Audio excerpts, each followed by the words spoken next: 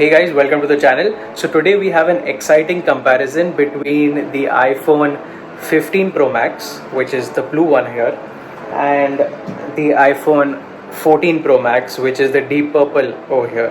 And both these phones are very similar to one another, but yet very far. So it's going to be an exciting comparison. Let's get into the video.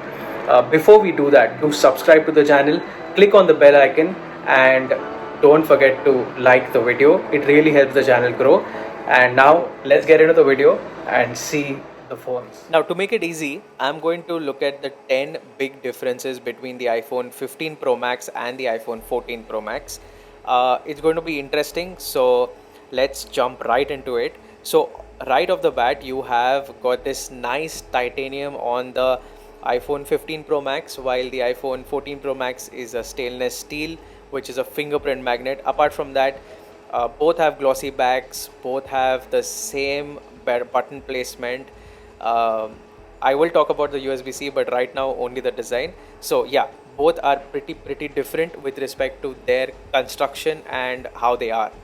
Now, if I talk about this individually, you have got this nice shiny iPhone 14 Pro Max, but at the end of the day, can you use it without a cover? Maybe not, because you have a lot of fingerprints which are there on this. It can get easily scratched.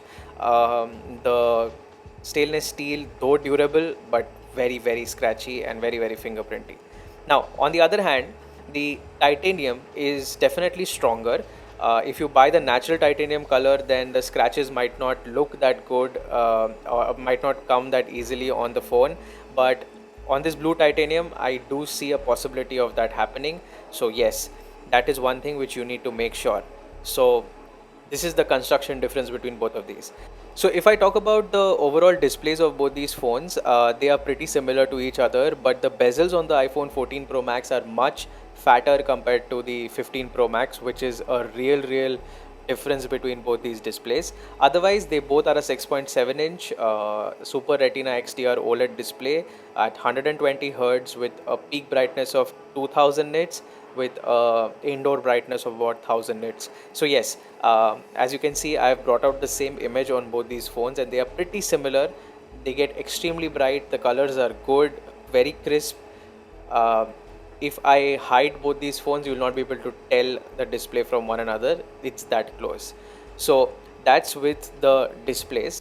Now the third difference is the batteries. So the 14 Pro Max comes with a 4323 mAh battery size, while the 15 Pro Max comes with a 4441 mAh battery capacity. Now the only change is that here on the 15 Pro Max you get this setting where you can take it to 80% and finish the charging, so the phone won't charge above 80%. That's a good feature to have. Apart from that, if I talk about the actual battery life, there is not much difference. 100 mAh will not make too much of a difference. It's the processors which might actually make the actual difference with the battery life, but yeah, there is a difference with the batteries at least. Now let's come to the fourth one.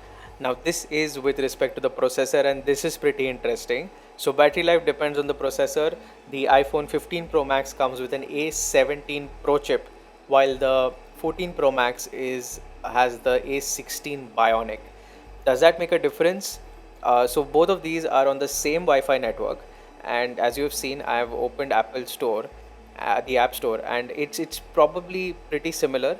The clock app is also pretty similar. I'm not going to do a comprehensive test here, but just giving you a feel of it. See, the app opening times are pretty good, but if I look at the internet loading time, I cannot blame these phones. That depends on the Wi-Fi connection or the data connection. But overall, the speeds of both these phones also are pretty similar to one another.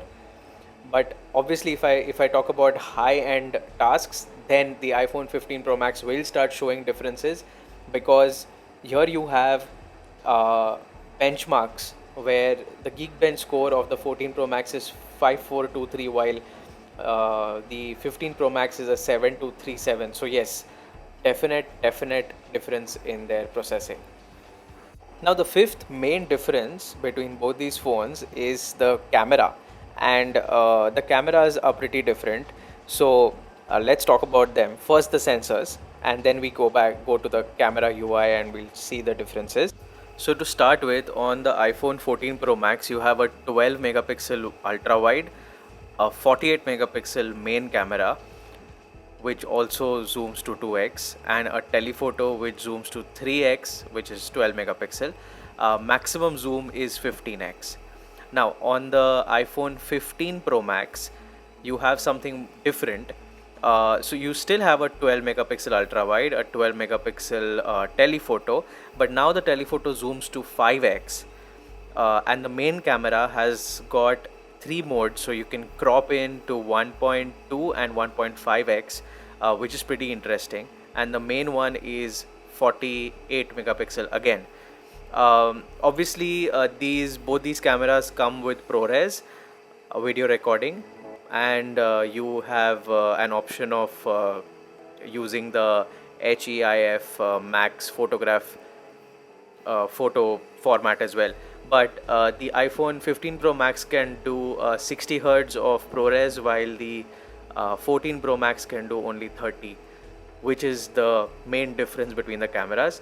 If I talk about the picture quality, the 15 Pro Max takes the cake over here because it has got a better HDR and all of that. So that's more or less it. Maybe we'll make another video with respect to the camera part. But yeah, that's the camera. Now let's look at the last one, which is the sixth one, and that's the action button. Now this is very well known by everyone, so I've kept it at the last. Basically, if you look at the control center on the iPhone 15 Pro Max, there is a toggle which you can trigger for your silent and ringing modes. The action button can be triggered to open whatever you would want. I have set it for the camera, but yeah, it's pretty interesting. Feels kind of different. If you have been using an iPhone, it's going to be slightly different for you to toggle the mute switch now from the control center, but I guess it's fine. You can set it to ringer and silent if you want to. So with this, we are at the end of the video, and the 14 Pro Max, which is not so similar now, is really good. It was a good phone, but the 15 Pro Max is definitely better. It is a worthwhile upgrade, as you have seen in this comparison. There are multiple things which have changed between both these phones, and it will really make sense to upgrade. So if you have any queries, do comment below down in the comment section, and I will respond to all your queries as I always do. And as usual, thanks for watching.